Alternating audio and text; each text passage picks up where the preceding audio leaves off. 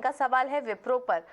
विप्रो के इन्होंने 52 शेयर 630 के भाव पर लिया हुआ था और काफ़ी ऊपरी स्तर पर इन्होंने इस शेयर में एंट्री की। हमने देखा था कि बीच में एक काफ़ी शानदार तेज़ी आई थी, तमाम आईटी स्टॉक्स चल रहे थे उस बीच, और उसी में इन्होंने एंट्री लेने की कोशिश की। ये पिछले साल की बात है और उसके बाद हम देख रहे हैं कि वो लेवल्स वापस दोबारा नहीं दिखे और तब से स्टॉक में एक डिक्लाइनिंग ट्रेंड ही देखने को मिल रहा है। रवि, क्या सजेस्ट करेंगे आप? विप्रो में थोड़ा ऊपरी लेवल पर ले लिया था और इनके भाव से काफ़ी नीचे आ चुका है शेयर, करीब करीब 12,000 का नुकसान भी इनको स्टॉक में हो रहा है। विप्रो में क्या सलाह देंगे आप? देखिए, मुझे लगता है इनको अभी बने रहना चाहिए और अगर एवरेज कर सकें तो आप यहाँ पर ज़रूर एवरेज करिए। स्टॉप लॉस एक ₹370 का लॉन्ग टर्म रख लीजिए, ज़्यादा बेटर है। आपको वापस रिकवरी दिखाई देगी और वापस रिकवरी 580 और 600 के लेवल देखने को मिलेंगे, लेकिन इसमें समय लगेगा। कम से कम 1 साल का समय लग सकता है और पहला ऑप्शन तो आपके पास ये स्ट्रैटेजी है।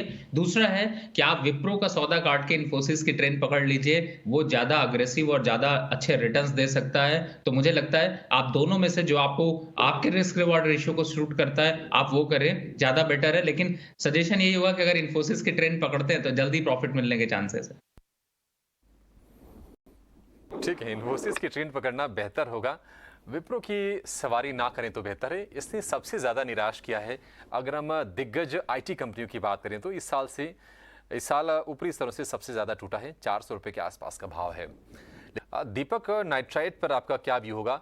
हालांकि इनकी नीचे के भाव पर खरीद है और इनको प्रॉफिट हो रहा है, लेकिन इस साल अगर हम देखेंगे तो ऊपरी स्तर से तमाम ऐसे स्टॉक्स हैं जिनकी तादाद हो सकता है कि 75, 80, 100 हो, जो कम से कम 52 वीक हाई से 25 से 30-40% के आसपास का करेक्शन दिखा चुके हैं।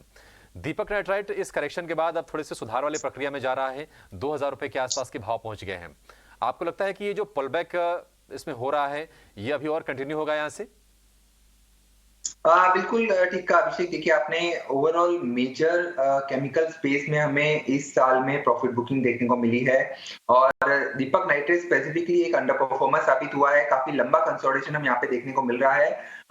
ये पूरे कैलेंडर ईयर में देखें तो ऊपरी स्तरों पर लगातार 2400 के आसपास यहाँ पे सेलिंग प्रेशर बनता है, सप्लाई जोन है, और वहीं 1700 के आसपास एक बाइंग जोन निकल के आ रही है। तो करंटली ये एग्जैक्टली इन बिटवीन प्लेस है।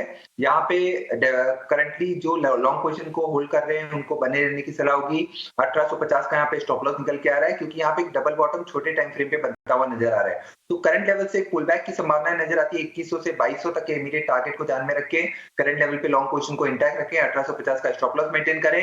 अगर 2200 के पार निकलता है तब वहां पे एक बड़ी तेजी की संभावना है, ध्यान में रख के चल सकते हैं। बट यस, करंट लेवल पे होल्ड करने की सलाह होगी।